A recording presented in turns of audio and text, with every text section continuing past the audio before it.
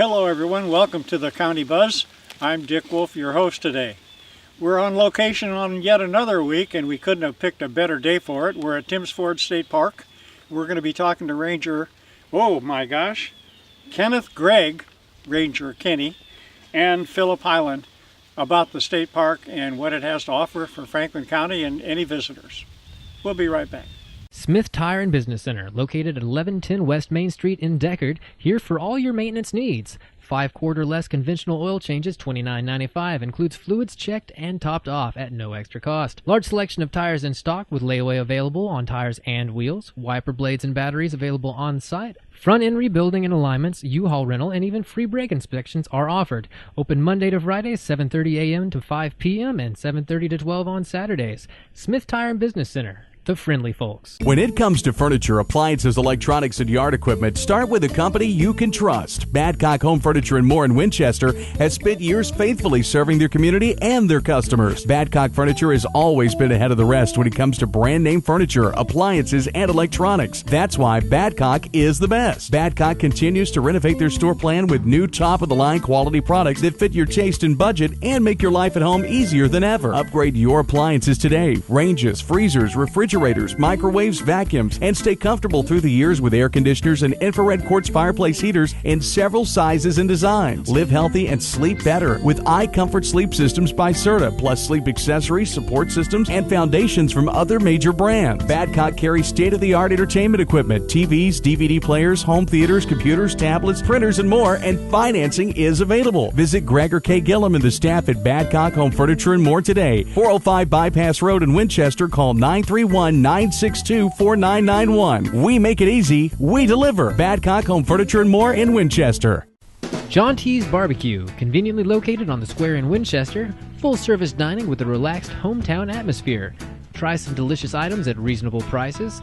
Fresh smoked meats including pulled pork, chicken, beef brisket, baby back ribs, and bacon. Other specialties include grilled burgers, fried catfish, smoking nachos, and stuffed Tennessee taters. Open Thursdays and Fridays 11 a.m. to 2 p.m. and 4 to 9 p.m. Saturdays 11 to 9 and Sundays 11 to 3.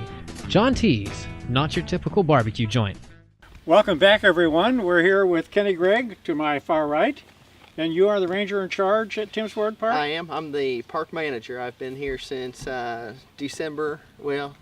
State Parks December 7th, 2009, and been at Timms Ford since 2010. But and when I called and asked you if you'd like to do this program with us, I said that you could tell us about the park, and you immediately mentioned Philip Hylen, yeah. Because you told me he has a way of saying it like I've never heard anybody before. Absolutely. He connects with people and children on a whole nother level. So, well, welcome, Phil, and thank you both for being here today. What a gorgeous day it is. It's close to, is there ever an end of the season at Timms Ford State Park? We're kind of at it. We stay busy year-round, but as far as a lot of the tourism traffic coming in, we're kind of at the tail end of it. Thanksgiving weekend will be our last big day for occupancy out here. All right. Well, why don't you? We'll get started by sort of going over what is the mission statement of the Tennessee State Park System. Why do they exist? Well, Tennessee State Park's mission statement is to preserve and protect in perpetuity unique examples of natural, cultural, and scenic areas through a well-balanced and professionally managed system of state parks. And Timms Ford plays a big role in that. We fall into the cultural aspect of that, I feel, and recreation. This is a recreational park, but there's a lot of cultural history here to tell a story about. There's an amazing amount of cultural history. Several communities are underwater. Absolutely. Yep. And I still think that one day I'll see scuba divers out here going through these old towns. Yeah. You know, I actually got pictures a while back from somebody that's out here with sonar and has a picture of the old, it wasn't Mansfield Bridge, it's Al Hollow Bridge. And it's still under there and shows up completely intact on sonar. Well, that's the future has got a lot, and of course fishing and everything. But I'd rather let you tell me about what a sort of a normal day is, and let's go through the seasons. This is the ending of 2015 that we're looking at. Why don't you tell us what's in store for 2016 and how do we start it? Well, before we get into 2016, though, we do have one more event here at the park, and we're currently running we're running a can drive right now, trying to get canned goods, canned foods in from for the needy within the community. They'll be given to the Campora Center, and we're actually offering a couple free nights of a cabin stay. Every time somebody turns in a canned food item, they can enter their name into that drawing, which will be held at our Christmas event, which is a pretty big event. It'll be, what was the date on that, Phil? December 5th. It's the first Saturday in December, and it's going to be based around Santa's Workshop. It's a huge Christmas party we hold here on the park at our rec hall, and we typically will have Santa Claus come out. We'll read the night before Christmas. We're going to have Christmas carols sung at the party, food it's free to the public. It's a pretty big event. Last year we had a enormous show up for that, and this year we're hoping to have a good turnout as well. But well, last year we had a special guest. We had Elsa. In Elsa from Frozen. Oh my gosh! That's what really did it. It turned into a pretty large gathering. We're going to try and make it a little bit bigger this year by having a fire outside for roasting marshmallows and whatnot, and as well as stuff going on inside as well. But you did ask about 2016, and we actually start that off at 12:01 a.m. Philip will be leading a first hike. The first minute of the new year, we get started. That's right. Yeah, okay. Well, you call me the next day and tell me how it worked out, okay? Hey, there's free hot chocolate now if you come out. Maybe. See? I believe there will be a little bit of astronomy involved with it. Right. So you need good shoes and a nice jacket, something that'll keep the chill on. Definitely. Last year was pretty chilly. We started off at the visitor center. We're going to do that again this year, and we led about an hour to hour and a half hike to the down the bike path, looking at some of the nightlife. We stopped at the softball field and looked through some telescopes at some of the star constellations, the planets, the moon, and then we returned, and after everybody thawed out, I think most people were still frozen by the time we got back. We had some hot chocolate and just kind of reveled. So is there a fee for these activities? There's not a fee for those. No, now we do offer some programs throughout the summer months that there is a fee. We host a junior ranger camp. We hosted Spirit of America, which was a first-time event this year. That it was a huge success. Philip hosted it. I had some of the parents telling me though their kids are coming home and telling them stuff that they shouldn't even know, which was a good thing. The stuff about boats. It's a program to let them learn about the outboard engines, jet skis, canoeing, kayaking, sailing, a little bit of everything on the water. So there's a lot of instructive philosophy behind your fun activities. Oh yeah. One of the big keys I think that we try to touch on is we provide recreation, but we try to do it in a safe manner. And a lot of times we try to put that instructive manner in there before we let people turn loose and try to show them, this is the proper way to do it. Now go out and have fun. Yeah. So you talk about you have trails, and I'm a Facebook friend, so I see what you do all the time, and most of the time I repost them, and I want to thank you for doing that for the community. So and you have walks all times of the year, and seemingly in all parts of the park. We try to have at least a ranger-led program at least once a week, once every weekend, have at least one ranger-led program. Through the summer months, we get blessed with another position. We have what's called a seasonal interpretive ranger come in, which is usually a college student with junior standing or better that comes in and actually functions somewhat as a ranger. They're an interpretive ranger, and that's all they do is kind of do programs for kids, adults, people of all ages that come out to the park. And we have a heftier program scheduled throughout the summer months when we have that additional help. Oh, it's essentially it's the two-man staff other than your support staff? What do you mean by Well, staff? how many people are here at the park? Well, we've got myself, the park manager, and then I've got 4 other rangers, which we just hired a new one. We're currently staffed with only 3, but we will be bringing a 4th on actually next week. She'll start, and she's actually been a ranger here in the past. Oh, good. So coming back to state parks. Yeah, she must love it. Oh yeah.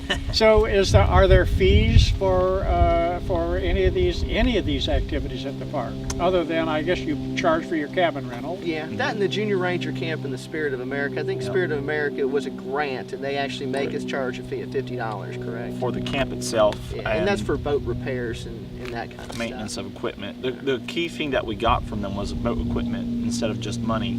And what we do is we use that equipment only for the camp in the summer, but we also do regular canoe tours throughout the year here at the park, and we charge a small fee per seat just to keep with equipment. But back to your question, though, we do charge for cabin rentals and camping. And camping. And you talk about this canoe adventure. Also, explain the Blue Trails program to us. The Blue Way Project? Blue Way Project. Okay, There that you was go. actually started by an RTP grant, which is Recreational Trails Program.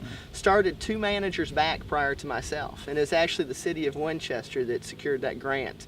Yvonne Stewart with Winchester got it, and then tasked us with helping out along with TVA, TWRA, and a lot of other local municipalities and agencies.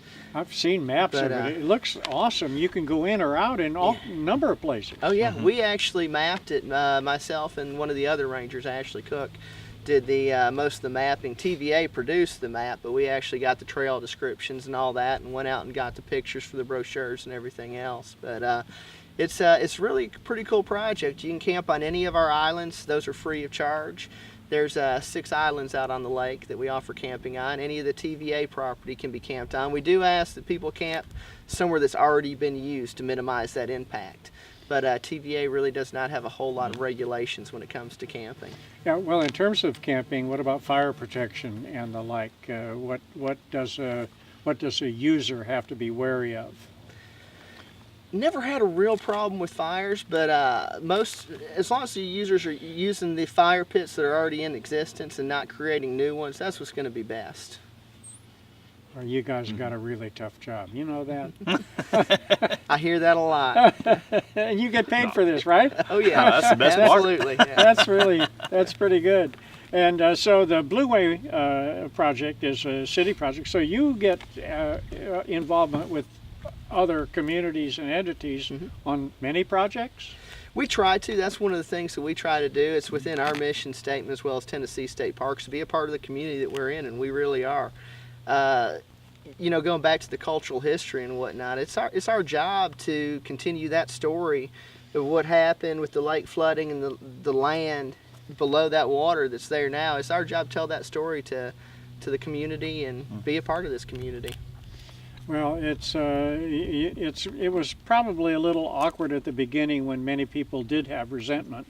And that it's TVA still out did. there. Today, it's Yeah. great. It's still out there. It wasn't right, and a lot of what people still complain about today was TVA didn't just take what was going to be underwater; they took the hilltops as well, and there's a lot of money that could have been made off of that. Well, I understand that argument completely, and I really sympathize with the people whose families have been here for 100 years or more. Absolutely. And they're gone. But the replacement, you've got 259 miles of shoreline. Is that close? Pretty accurate. Yeah. Close, yeah. And all kind of activities. So hopefully in time, we'll all be friends of the park and not have any resentments. We're going to be back with our program in just a minute. Steel salvage. Looking for ways to clean your garage out and pick up a few extra dollars? Got an old engine block in your yard? If it's metal or wire, it has value, and Steel's Scrapyard will pay you for it. Cash money. What scrap, you say? Iron, cast iron, tin, bundles of wires, all sorts. Precious metals like aluminum, copper, brass. Bring top dollar. Even those storm windows and doors can bring you money. Put it on the scale and hold out your hand. Money for scrap at Steel's. Located at 504 4th Avenue Southwest in Winchester, they buy and sell almost everything. Mr. Postman says this about getting holiday gifts to loved ones: it's never too early. And one more thing, those gifts come large and small, and so do shipping costs. Military, right now is best. Hours are 9 to 5 through the week, and on December 19th, 9 until 1. International, UPS, FedEx, DHL, and U.S. Postal Service, December 11th. Domestic, for normal, FedEx, UPS, and Priority Mail, December 22nd. Next day air, December 23rd. Get your gift under the tree by Christmas. Hammers, your hometown department store. Unbeatable prices and new stock is always being added.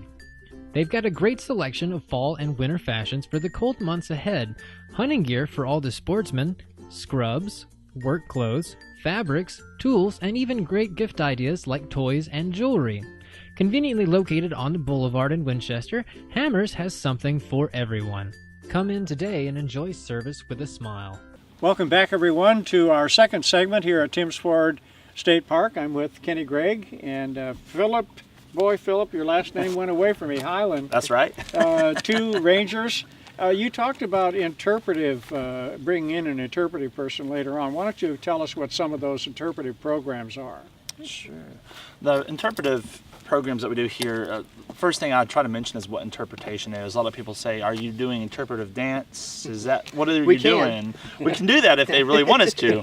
But basically, instead of trying to cram information down people's throats when they come out here and throwing a book at them and saying, read the history of TVA, we try to relate the story, mostly the story, along with other recreational things to people. So what I'll try to do here is try to come up with programs that get people outside to the park, having a good time, but while they're doing that activity, they're also learning a little bit about the history of the area. So some of my programs that I do here at the park, interpretive programs, might, for instance, be a canoe tour on the lake. Yeah, we'll go out, we'll paddle around the shorelines, we'll play a little bit out in the water. Sometimes we've led a game of water soccer. People love that. But while we're doing the paddle tour, I'll say right now we're above the old Mansford Road. That's actually currently under the water. This was the community that we're on top of. We'll talk a little bit about the people that live there. It's just part of it. But we've done just a huge array of different kinds of programs.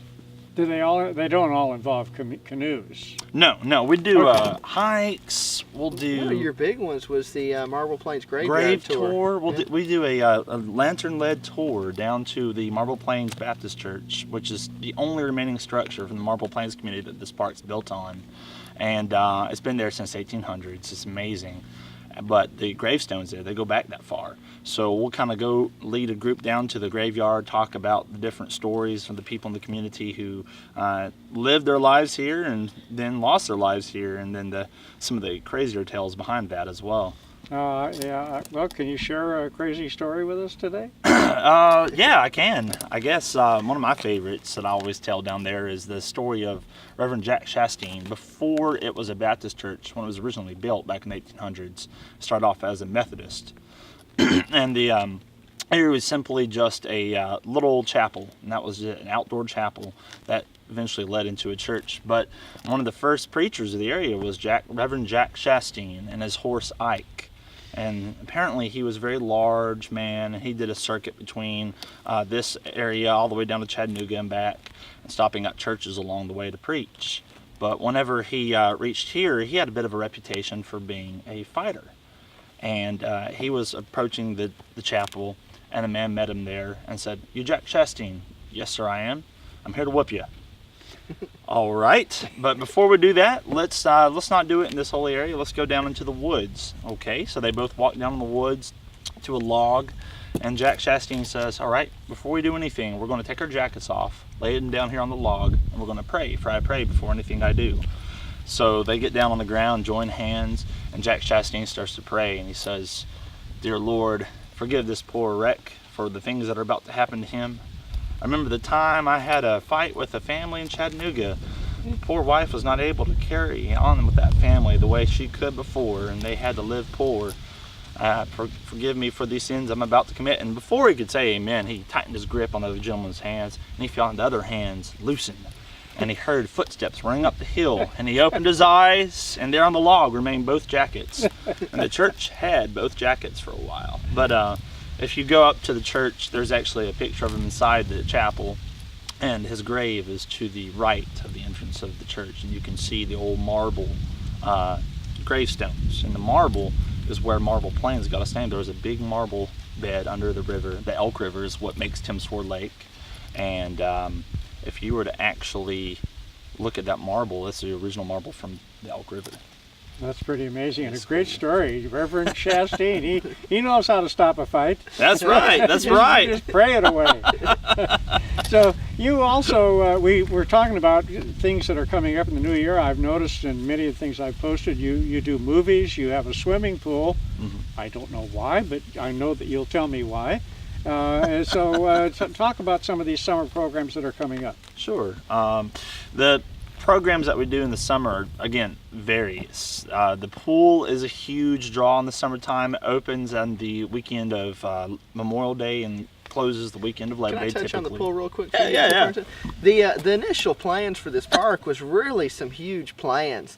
They had developed the other side of Awalt Road, and this park was initially set to compete with parks with the likes of Fall Creek Falls. This was going to be the crown jewel of Tennessee State Parks. I still think it is. Personally. But I'll let you continue. That's the pool and everything else. A lot of that was kind of cool. part of that. We actually recently got a map from the Chattanooga Historical Foundation of the original plans, the developer plans for the park, and it had 3 stages. We only completed the first. It had 2 pools, 3 different campgrounds, all sorts of it was wild how big the park was meant to be. But today, I'm kind of glad it stopped where it did. It stopped at 413 acres. Now, we did end up inheriting quite a bit more, ended up with about 2,200. That was about 15 years ago or so. That's when Tennessee Elk River Development Agency stopped? That's when it was sunsetted and all that land was divided between TVA, us, and TWRA. Yeah, and TDEC. Yeah. Well, the TDEC is us. Oh, you are with the Department of Environment and Conservation. Yes, sir. Excellent. Okay. So so your movies. Do you have a theater? Do you show them outside? It's an outdoor showing. What we do is always make it free to the public. We always invite people to come out with a lawn chair and a good snack and beverage. We typically do it if it's good weather behind the pool. We have a big stone wall, and one of our maintenance men actually made an outdoor screen that's pulled out, and we actually hang it back there via rope. And we have a big outdoor speaker system that we set up, and we'll watch movies. That's one of our more recreation-based programs, just to get people out. People will enjoy a movie, and then after the movie's over, we say, hey, if you enjoyed that, come out tomorrow morning. We're leading a hike from the Park Visitor Center to the Lost Creek Overlook, which overlooks over the lake. Please be there. We'll talk about the history of the park. And we try to tie them together, get people excited, and give them a full weekend of activities. And we'll make out activity schedule, give them out to all our cabin guests, our camp guests, and we'll put them up on our Facebook page and park website. And hopefully the local media will get into that as well with us. And we've worked with them in the past to advertise it to the entire local area as well. We're local media. Yeah, see? So that's really kind of an ambitious program, and I hear you talking. There's a lot of things that offer really local people recreational opportunities, and I don't, I can't imagine that would be only your focus. So how well traveled is Tims Ford State Park in terms of a place for out-of-state residents or out-of-community residents? We have a few different markets we draw from, but we're really centrally located really well between Chattanooga, Nashville, and Huntsville. We're almost right in the center of all 3. But we draw. I get letters from Ohio, Arkansas. We've had Jack Daniels is a huge attraction down here, and a lot of people coming to Jack Daniels will actually come to Tims Ford as a place to stay to visit that. We get them from everywhere. Yeah, I pulled over somebody from Europe in the campground one day. They couldn't read the speed limit sign. I think it was Germany. So we get people from all over. This is quite a park. You mentioned 2,200 acres and change. Are we doing well enough that the state is not going to threaten us by reducing its imprint here? I don't believe so. I think we're doing well. It's I don't think that's something we have to worry about at Tims Ford. We are a park that draws a lot of people in, and you can't argue that. So this is really a good place to be. We do have some revenue generating operations that kind of shield us a little bit from various administrations when they can't come in, and if they want, because there was a time when a lot of parks were closed. This was not one of them, and I don't think this will ever be one of them. The fishery at Tims Ford Lake, it's really pretty big. Yeah. There are many tournaments, and I've heard some people that are concerned about the future of the fishery. Are we in danger of overfishing Tims Ford Lake? Is that not in your pay grade? That's more of a TWRA question. I But gotcha. as far as I know, not really. I don't think we're. Yeah, I haven't heard anything along those lines. We have a pretty good open line of communication with TWRA, and their fisheries biologists will actually put in here at the park oftentimes krill counters and whatnot. So whenever I see one of them, I always question them best I can. Yeah, stay out of my bailiwick. Don't. So the fishery good. And what of our bird population? You know, we see a lot of herons, and lately quite a few eagles are taking root here. We've got quite a few eagles that are seen throughout the winter months. It's about that time of year where they start popping up and seeing them again. As far as a year-round population, I think the only nest that's known of is up by Woods Reservoir Dam. I don't know of any nests on the lake. That's not to say there's not any here, but every time I hear of one, first thing I do is jump out in the boat and go see if I can find it, because if it hasn't happened yet, it's going to. Yeah. We're going to have some eagle nests out here on this lake. Well, and you're likely to cultivate a lot of things. You're protecting this region, this particular little place, you know, from commercial encroachment. So that's a good thing. There's a new marina going in Winchester. Right. Of course, that's on your lake. Is that likely to have any kind of an influence? Are you looking forward to it happening? I don't think it will. I mean, really, the area that it's going to be in is already kind of a populated area already. That's over there by Winchester, the Dry Creek Beach area. It's going to be on the back side. I think will it face the Bass Club over there? I believe it'll be on the same side as the Bass Club. Yeah. So it'll be close to that as well. That's going to be quite the complex too. Yeah. I think they're going to have camping, marina, some cabin rentals possibly. I'm not sure on all the plans, but I know they have big plans. Well, I want to thank you very much for filling us in on a whole lot of stuff, and you kept doing interpreting even when you were telling us about Reverend Jack Chastain. So I want to thank you for that, and thanks for this great park. We certainly are enjoying it today. Well, thanks for getting out and getting us on the air and letting everybody see what we have going on out here. It's something we're proud of. All right, well, thank you very much. It's going to be back to the studio for us for our next show, but in the meantime, you can catch us later on and throughout the week on Comcast Channel 3. We're on the Facebook page, Franklin County Buzz. We're on YouTube, Franklin County Buzz, or Twitter. Wherever you are, we are, and we'll be watching for you.